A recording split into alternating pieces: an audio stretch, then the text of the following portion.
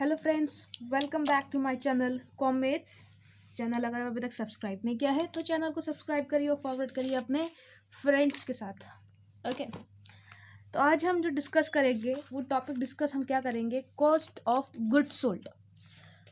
Cost of good sold मतलब जो हम गुड सोल्ड करने जा रहे हैं, जो गुड्स हम सोल्ड करने जा रहे हैं उसको सोल्ड करने में, उसको बेचने में कुछ कॉस्ट लगी होगी। हाँ मैम, लगी होगी, बिल्कुल लगी होगी। क्या कॉस्ट लगी होगी? तो क्या होगा, तो उसका जो इसको हम शॉर्ट में बोलते हैं COGS, cost of good sold. तो मतलब जो हम चीज़ बेचने जा रहे हैं, जो गुड्स बेचने जा रहे हैं, तो हमने उसका कुछ पहले का स्टॉक पड़ा होगा हमारे पास, हमने कुछ नया ख़रीदा होगा, परचेज करा होगा, उसके ऊपर डायरेक्ट एक्सपेंसेस लगे होंगे। डायरेक्ट एक्सपेंसेस कौन सा, पार्ट 1 में जाइए देख लीजिएगा, ठीक है। फिर वो जाके हमने कहीं ना कहीं बेचा होगा उसमें से क्लोथ, ठीक है ना। बेचा होगा, नहीं बेचा होगा? हाँ मैम बेचा होगा। मैम इसका कोई फॉर्मूला बता दीजिए। ठीक है जी बेटा, फॉर्मूला जी है opening stock plus net purchases. Net purchases का मतलब क्या होता है, परचेजेस में से परचेज रिटर्न माइनस हुए हुए हैं, या हम इसको बोल सकते हैं रिटर्न आउटवर्ड डिडक्ट हुआ हुआ है। Okay ma'am, plus direct expenses minus closing stock. Yes ma'am, समझ में आ रही है बात हमारी? आप जरा गौर फरमाइए आप लोग, अगर सिर्फ और सिर्फ इस चीज़ को देखा जाए, किसको देखा जाए, इसको नेट परचेजेस को उठा लिया जाए जो कि पॉजिटिव में है, और क्लोजिंग स्टॉक को उठा लिया जाए जो किस में है, नेगेटिव में है। तो ये कुछ फॉर्मूला देखा देखा नहीं लग गया? मतलब मैम परचेजेस या net purchases minus closing stock, ये कल ही तो पढ़ाया था मैम आपने कुछ इस टाइप का फॉर्मूला। हाँ मेरा बच्चा, कौन सा पढ़ाया था फॉर्मूला?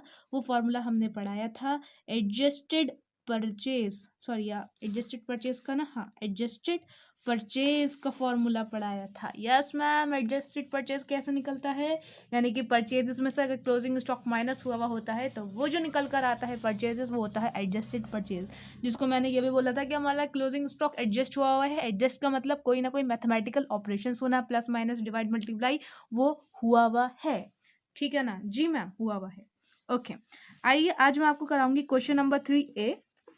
क्वेश्चन नंबर 3B आपका होमवर्क है, और लास्ट में कराया था मैंने आपको क्वेश्चन नंबर 2A कराया था, और 2B जो था होमवर्क में था। कोई परेशानी आए तो आप मुझे क्या करिए, DM करिए इंस्टाग्राम पर। इंस्टाग्राम ID आपको मिल जाएगी मेरी, ठीक है ना, मिल जाएगी ना, हाँ मिल जाएगी आपको। ओके, आइए question number 3A, calculate cost of good sold from the following. ये जो फॉलोइंग जो नीचे आपको दे रखे हैं, कुछ चीज़ें दे रखी हैं, आइटम्स दे रखी हैं, उसमें से आपको निकालना है COGS, cost of goods sold. Opening stock, net purchases, net sales, wages and salaries, rent paid 15,000, closing stock 15,000। ठीक है, चलिए आइए निकाल लेते हैं कॉस्ट ऑफ गुड सोल्ड। कलम कहाँ गया, ये आ गया। चलिए आइए क्वेश्चन नंबर 3A, आइए। ओके, तो cost of good sold COGS, formula ऊपर लिखा हुआ है, मैं नीचे नहीं लिखूंगी, लेकिन आप एग्जाम में लिख कर आएंगे क्योंकि आप एग्जाम के ऊपर तो नहीं लिखा होगा ना। ओके, ओपनिंग स्टॉक आपको दे रखा है, देखिए ओपनिंग स्टॉक ये दे रखा है आपको कितना, 40,000 रुपये, ठीक है ना।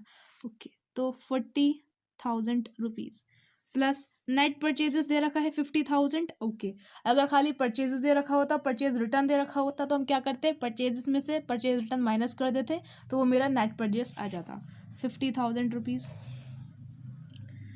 Plus direct expenses. आइए डायरेक्ट एक्सपेंसेस को ढूंढते हैं। Wages and salaries direct expense होता है, हाँ। रेंट पेड डायरेक्ट एक्सपेंसेस नहीं होता। मैम आपने तो बताया था कि रेंट हमारा जो होता है ट्रेडिंग अकाउंट में आता है। जी साहब, रेंट बताया था, लेकिन काय का रेंट था, वो फैक्ट्री रेंट था। यहाँ पे कहीं कुछ ऐसा लिखा हुआ है कि फैक्ट्री रेंट, नहीं मैम फैक्ट्री रेंट जैसा तो कुछ नहीं लिखा हुआ है। तो इसका मतलब ये हुआ ये ऑफिस रेंट है, ये हमारा फैक्ट्री का रेंट नहीं है। ओके, आगे बढ़ते हैं। तो यानी कि सिर्फ और सिर्फ वेजेस एंड सैलरीज हमारा क्या हुआ, डायरेक्ट एक्सपेंस, जो कि 10,000 रुपये दे रखा है, माइनस क्लोजिंग स्टॉक 15,000 रुपीज़। अच्छा मैम, ये तो बहुत सिंपल क्वेश्चन हो गया।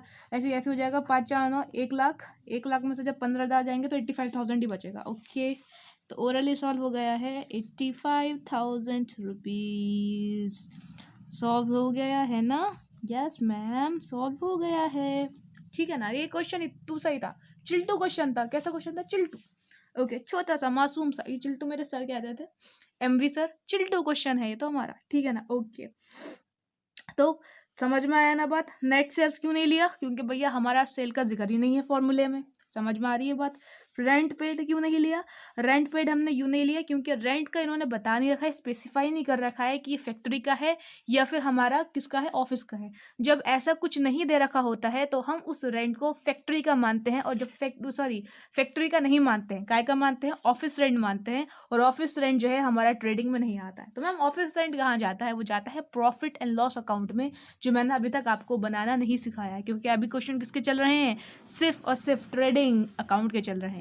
तो वीडियो अच्छी लगी हो तो लाइक शेयर एंड सब्सक्राइब करना ना भूलिएगा। तो जब तक के लिए अल्लाह हाफिज़, जय हिंद, जय भारत।